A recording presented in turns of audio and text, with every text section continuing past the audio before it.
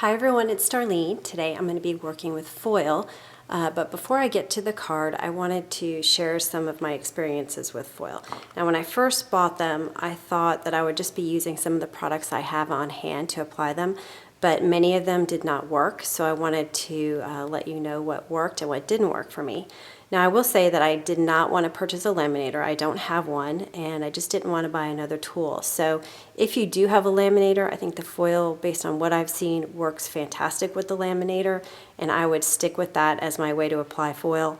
But without a laminator, it's a little bit more difficult. Now, the first thing I did was attempt to die cut something and apply foil to it using an adhesive sheet. Now I have these Sizzix adhesive sheets that I bought from Stampin' Up! In 12 by 12, and I think these didn't work that well because the adhesive is a pretty thin layer, so if you even touch it, it kind of comes off a little bit, and I think that's why it didn't work very well. So what I ended up doing was purchasing the iCraft adhesive, which is the company that makes this Deco foil, and this worked much better, and I'm going to use it two different ways on the card for today. Now, an interesting thing about these foils is the rainbow foil was a lot harder to work with. I'm not sure why. It has something to do with maybe the colors, the different colors, but I had a hard time working with the rainbow as compared to the other solid colors, and I'll show you an example. So here's a piece of the ThermoWeb iCraft adhesive that I just put a whole piece of foil on. You can see how kind of scratchy it is, and it kind of didn't pull up the foil in many of the different areas. And then I tried, now granted this is not a solid piece, but it just was so easy to pull off with the silver. So if you're just starting out and you're experimenting, you might want to use one of the solid ones and save the rainbow one for later. Here's an example of a die cut that I used with the iCraft adhesive. And it came out pretty good with the rainbow, but in some areas it didn't lift the foil off as much. But I actually had to try a few times to get this, so it's not that it won't work. I just think it requires a little bit of extra effort. But it is beautiful. I really love this. Probably my favorite one is the rainbow. Now, another thing I wanted to do with the foil is use my stamps to apply the foil. I tried multiple ways of doing this. I used Versamark ink with some heat and stick powder because I saw Tim Holtz do that. I did not have luck doing it. Maybe the Ranger heat and stick powder, this is Stampin' Up! Maybe the Ranger powder would work better, but that did not work for me. I also tried clear embossing with an iron, and that didn't work for me. I purchased this Scrap Perfect Best Glue Ever, and this was touted on YouTube as being a really good glue to apply to your stamps, and you would pounce on your stamp, just kind of put some on your craft mat, pick it up with an applicator, and kind of pounce on your stamp. And then after that you can apply the foil after it dries, because when it dries it's sticky, kind of like the Tombow glue. And with that I had some pretty good luck. Again, this is the rainbow, so I think some of this is due to the rainbow issue. So these are both ones that I used for use this Best Glue Ever. When I used it with the silver, it worked much better. So I highly recommend, if you're going to be using it with your stamps, this Best Glue Ever, but make sure that you clean it right after you use it on your stamps. And it cleans off pretty easily with some hot water and a little bit of soap. Now, the Deco foil adhesive, this is called transfer adhesive, and it's liquid. It's clear liquid, and it works great for doing things like swirlies or actually writing with this. But I tried this using my stamps, putting this on my stamps, and I would not recommend putting this on your stamps because it does not come off. I mean, it does come off, but you have to put in a lot of work to get it off your stamps. So I do not recommend. I would not put it on my stamps anymore. So, so this did not work. So I guess the best way to get them on to use foil with your stamps is probably to get something like this. Now, another thing I thought would be cool was to have dots of foil, and so I thought I would just use my glue dots. So what I ended up doing first was taking the strip and just kind of opening it up and adhering it. Let me see if see. So you get the glue dots at the top here, and I just put it down on my paper and lifted it up and thought I would just apply the foil that way. Well, it sticks very well to the glue dots, but for this particular brand, I guess, it gave me a bunch of adhesive in between the glue dots, and I thought that was the best way to kind of get them evenly spaced, is to go directly off the paper. And so even though the adhesive stuck really well to the glue dots, there was too much adhesive in between. So what I ended up doing is taking my paper piercer and trying to place the glue dots by hand, but when you do that, they get they're not circular anymore, and so that really didn't work very well. What I ended up doing was taking the Deco foil, which works great with the foils, and I just kind of took a ruler and I put a ruler, let me show you. I put a ruler at the bottom, and then I just hand drew some dots, just kind of every 3/8 of an inch, I think is what this was. And then I just placed my foil on top, and it just came right up. So the Deco foil, again, is a really good product to use for the foil.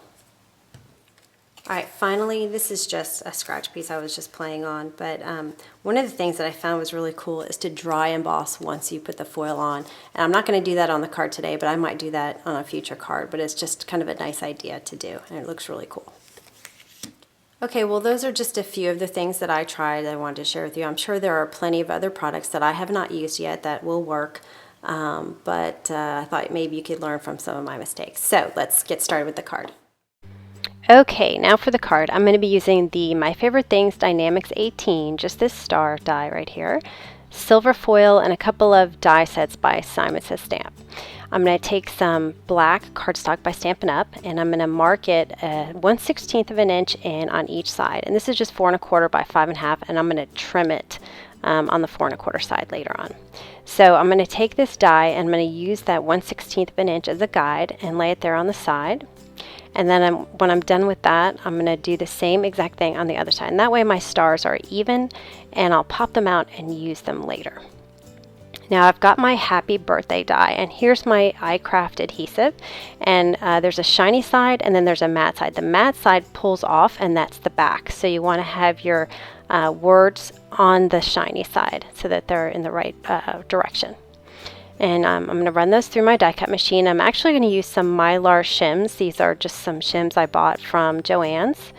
And I actually put it through machine vertically, and then I put it through horizontally because it is pretty thick. It's got adhesive and 2 sheets of paper in it, and this is a pretty intricate die.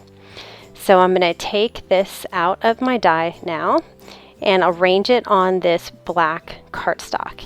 And now I'm peeling the backing off. So now the back is sticky and I can apply it to my cardstock, but the front is still covered. The adhesive is still covered. So I'm going to arrange this on my black cardstock. Now you could actually put the foil on first and then die cut it, and I've done that before, and that's nice, but then you still have to glue the die cut on. So I'm going to burnish it from the other side just to make sure that the adhesive is really sticking to my cardstock. And once I've got it secured, I can peel off the front layer of the cardstock, the sticky thing, and now all I'm left with is adhesive on my cardstock. Now I cut a piece of foil to fit, and I'm just going to rub it gently with my fingertips to make sure it's covered on all of the different letters here. And then I'm going to burnish it on the back with my bone folder, and that way I can avoid scratching. And then it'll peel right off, and it looks just beautiful. And it's really hard to tell with the video and with the photos. I can't really get a good picture of it, but it's different than silver embossing. It's much, much shinier. All right, so there's no eye on the birthday, so I'm going to go ahead and do a little dot with my Deco foil adhesive, and I'm going to let that dry. Now this takes quite a while to dry. Like, I would probably let it sit for an hour before I did anything with it. Probably don't need that long, but that's, I think, how long I let this sit.